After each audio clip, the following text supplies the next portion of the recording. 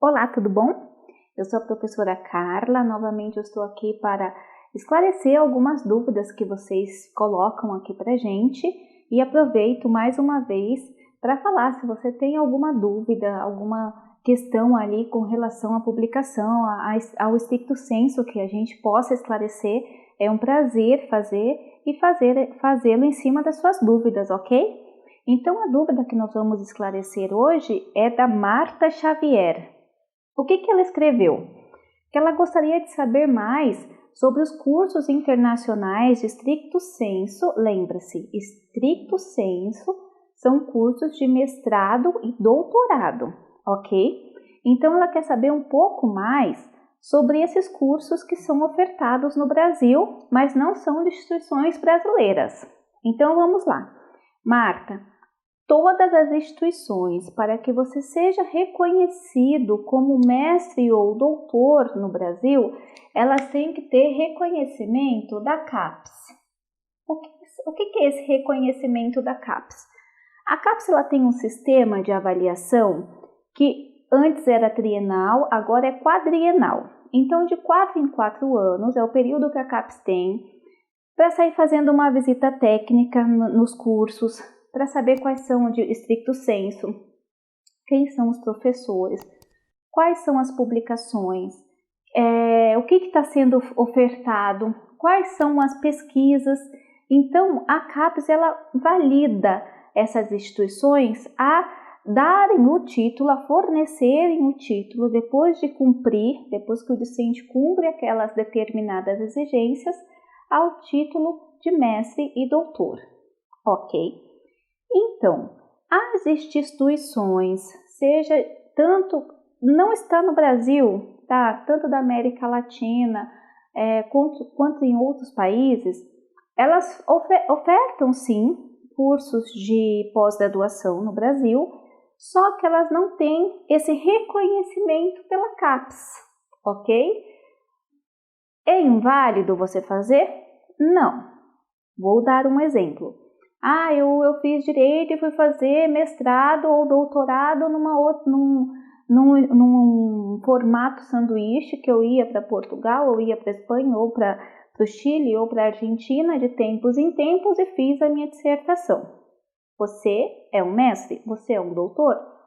Sim, você é.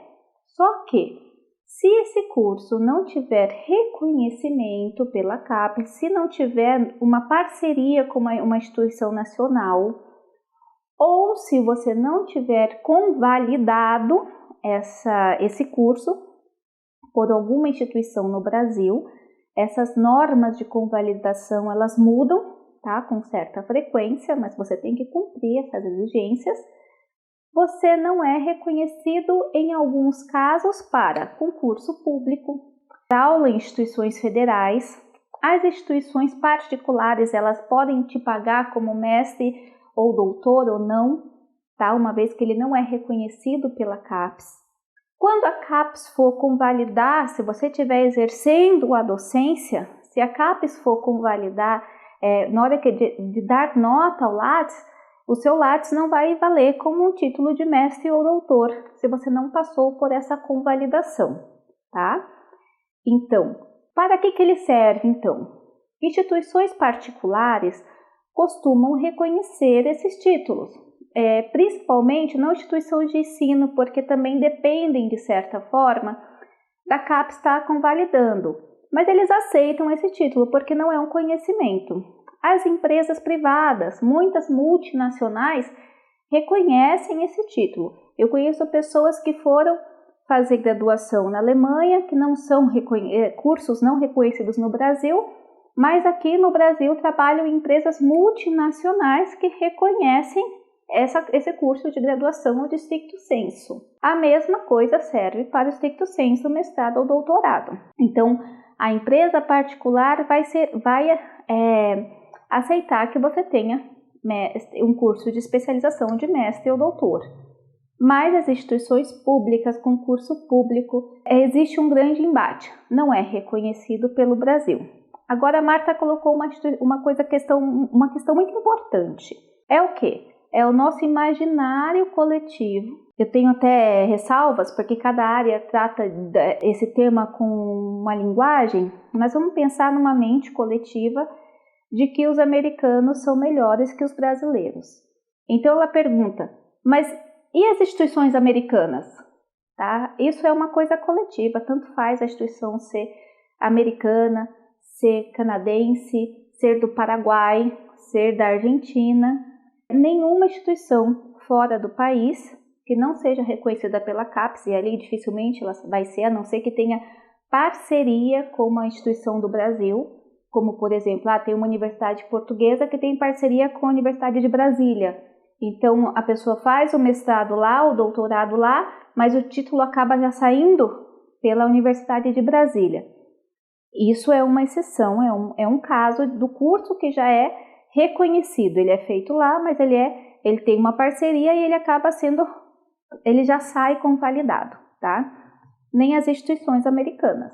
Elas também vão entrar no rol de cursos a serem convalidados pela CAPES.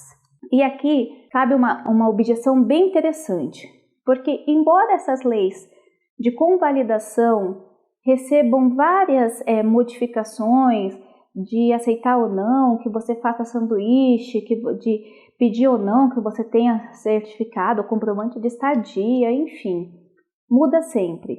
Uma coisa não muda. O trabalho principal, a produção principal de um mestrado e de um doutorado é o resultado final da sua pesquisa, tá? Então eu estou fazendo um mestrado em Direito. Qual é o seu estudo? O produto disso é o quê? A dissertação. Eu estou fazendo um doutorado em neurociência. O que é o resultado desse doutorado? É a sua tese, são as suas publicações. Então, de via de regra, o que eu não vi mudar nos últimos anos a respeito da convalidação é a análise do resultado do seu estudo por uma banca no Brasil. Ou seja, o estudo que você produzir, o resultado do estudo que você produzir, independente da instituição, ele tem que ser pertinente aos padrões das instituições brasileiras. Então, as instituições, e aí cabe também, Marta, as americanas, principalmente as americanas, pelo que eu tenho visto, elas tendem a não seguir os mesmos critérios que a gente adota aqui na academia. Isso tem sido um problema. Por quê? Ainda na América Latina, talvez por questão cultural, o nosso padrão ele se assemelha bastante. Mas nos Estados Unidos, por ser a questão é muito prática, é business. Então, assim, os trabalhos de finais de conclusão de mestrado e doutorado, eles tendem a ser bem mais simples. O mestrado ali é aplicado, ele não segue alguns padrões em algumas áreas, tá? Eu não estou generalizando, mas eu tenho visto uma decorrência muito grande de casos dessa forma. Do trabalho final de mestrado e doutorado, por ser muito mais prático, exigirem muito menos do que os padrões nacionais, do que os padrões que a própria CAPES indica e cobra dos cursos de pós-graduação do Brasil. O que isso tem a impactar? Na hora de convalidar, mesmo você tendo feito em uma instituição considerada superior por ser americana ou de outro país, que a gente tem uma crença de ser melhor do que o nosso, acaba travando esse processo de convalidação, porque na sua produção final não entrou nos padrões que a academia brasileira aceita. Condução de rigor na aplicação da pesquisa, na aplicação do questionário, se você for fazer questionário, no que tem que conter uma tese, no que tem que conter uma dissertação. Então, eu sempre falo para os meus alunos, se você optar por fazer curso de mestrado ou de doutorado numa instituição fora do país, que você precise convalidar depois, tome muito cuidado com essa exigência do trabalho final. Porque se você precisar validar para exercer, para ser reconhecido, para ter os benefícios de um título de mestre ou doutor, será necessário que você tenha nesse trabalho final, nessas suas publicações, nesse resultado dos estudos, passado por qualidade de que as bancas daqui aprovariam. Então, Marta, independente da instituição, verifique se a CAPES, se tem algum tipo de parceria com a CAPES, para que o título saia conforme eu falei.